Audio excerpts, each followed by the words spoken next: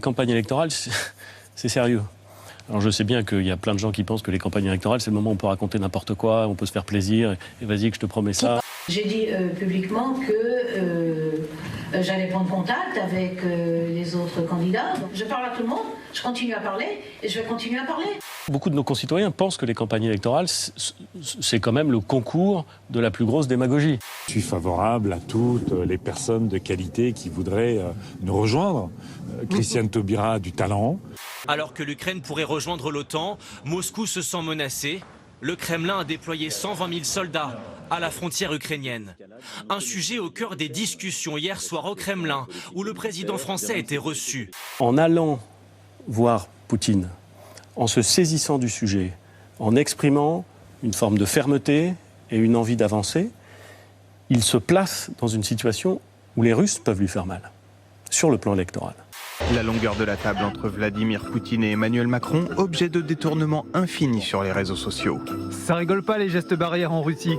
Si l'Ukraine est membre de l'OTAN et récupère la Crimée par voie militaire, les pays européens seront entraînés dans un conflit avec la Russie. Vous serez entraînés dans un conflit. Vous n'aurez même pas le temps de réagir. Ces 4 mètres qui séparaient hier les chefs d'État ont dû compliquer encore un peu plus les négociations sur l'Ukraine. Justement, que la situation se stabilise et que nous puissions réengager, par des mécanismes de garantie nouveaux, une désescalade durable. Est-ce que vous ne vous êtes pas réveillé un peu tard sur ces questions de sécurité? J'en veux pour preuve les chiffres qui viennent de votre propre ministère. Les hausses de la violence, des atteintes aux personnes, homicides en hausse, coups et blessures volontaires en très nette hausse. Vous êtes en train de perdre votre sang-froid, la Macronie. Alors, déjà... Vraiment, vous êtes en train de perdre votre sang-froid. C'est-à-dire qu'on vous pose des questions, vous vous sentez offensé. Ça se passe à l'Assemblée nationale, ça se passe sur les plateaux de télé, ça se passe partout.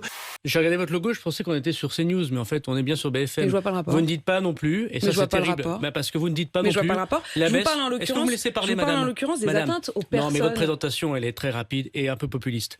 Monsieur Darmanin a perdu ses nerfs et a tenu des propos agressifs à l'encontre d'une journaliste qui ne faisait pourtant que son travail. Calmez-vous, madame, ça va bien se passer. Aujourd'hui, il y a une baisse de 30%. Ça va bien se passer. Il va bien se passer.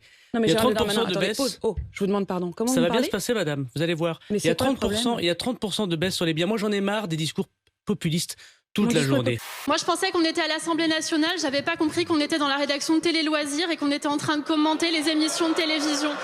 J'ai entendu Gérald Darmanin avec d'autres intervieweurs hommes employer cette même expression. Je crois que c'est une expression... Avec moi aussi. Avec vous? C'était bien. Il a dit ça. Gérald Darmanin. Ça va bien se passer avec vous? Non, mais souvent, c'est une expression qu'il utilise souvent. Mais oui. C'est extraordinairement cocasse d'entendre des leçons de calme, de vous qui êtes en train de hurler. Vous êtes 200 en train de hurler contre une jeune femme qui essaye de vous parler.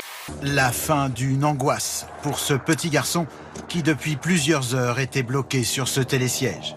Manger derrière des barreaux en tenue de prisonnier, c'est ce que propose ce restaurant de Téhéran. Alors c'est pas aussi saugrenu que ça en a l'air, parce qu'en payant leur addition, les clients aident à la libération de vrais prisonniers condamnés pour dettes impayées. 44 personnes ont pu être secourues grâce à cette méthode. C'est la rupture d'une pièce mécanique qui est à l'origine de cet arrêt survenu hier après-midi dans cette station du Cambre d'Az, dans les Pyrénées-Orientales. Il y a 11 000 Iraniens qui sont détenus pour ne pas avoir honoré leurs dettes.